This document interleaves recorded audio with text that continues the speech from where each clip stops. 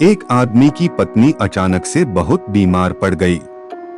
मरने से पहले उसने अपने पति से कहा, मैं तुम्हें बहुत प्यार करती हूँ, तुम्हें छोड़कर नहीं जाना चाहती।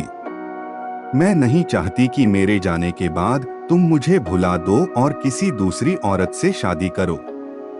वादा करो कि मेरे मरने के बाद तुम किसी और से प्रेम नहीं करोगे, वरना मेरी आत्मा तुम्हें चैन से जीने नहीं देगी।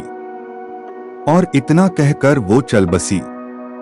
उसके जाने के कुछ महीनों तक उस आदमी ने किसी दूसरी औरत की तरफ देखा तक नहीं, पर एक दिन उसकी मुलाकात एक ऐसी लड़की से हुई जिसे वह चाहने लगा। बात बढ़ते बढ़ते शादी तक आ गई और उनकी शादी हो गई। शादी के ठीक बाद आदमी को लगा कि कोई उससे कुछ कह रहा है। मुड़कर देखा तो वो उसकी पहली पत्नी की आत्मा थी। आत्मा बोली, तुमने अपना वादा तोड़ा है, अब मैं हर रोज तुम्हें परेशान करने आऊंगी। और इतना कहकर वो गायब हो गई। आदमी घबरा गया, उसे रात भर नींद नहीं आई। अगले दिन भी रात को उसे वही आवाज सुनाई दी, मैं तुम्हें चैन से नहीं जीने दूंगी।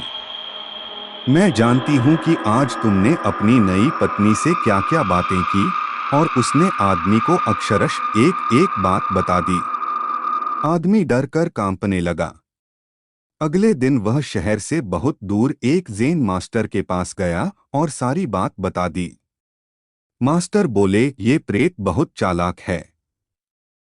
बिल्कुल है, तभी तो मेरी एक एक बात उसे पता होती है। आदमी घबराते हुए बोला। मास्टर बोले, कोई बात नहीं, मेरे पास इसका भी इलाज है। इस बार जब तुम्हारी पत्नी का भूत आए तो मैं जैसा कहता हूँ तुम ठीक वैसा ही करना। उस रात जब आत्मा वापस आई तो आदमी बोला, तुम इतनी चालाक हो, मैं तुमसे कुछ भी नहीं छिपा सकता। और जैसा कि तुम चाहती हो मैं अपनी पत्नी को छोड़ने के लिए भी तैयार हूँ, पर उसके लिए तुम्हें एक प्रश्न का उत्तर देना होगा।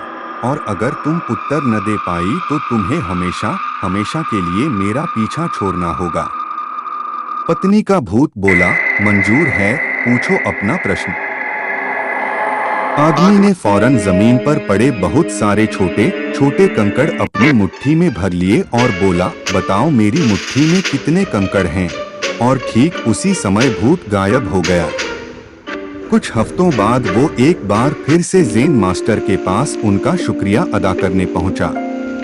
मास्टर, उस भूत से मेरा पीछा छुड़ाने के लिए मैं जीवन भर आपका आभारी रहूंगा। आदमी बोला, पर मैं ये नहीं समझ पाया कि आखिर उस प्रश्न में ऐसा क्या था कि एक झटके में ही भूत गायब हो गया। मास्टर बोले, बेटा, दरअसल कोई भूत था ही नहीं। मतलब? आदमी आश्चर्य से बोला।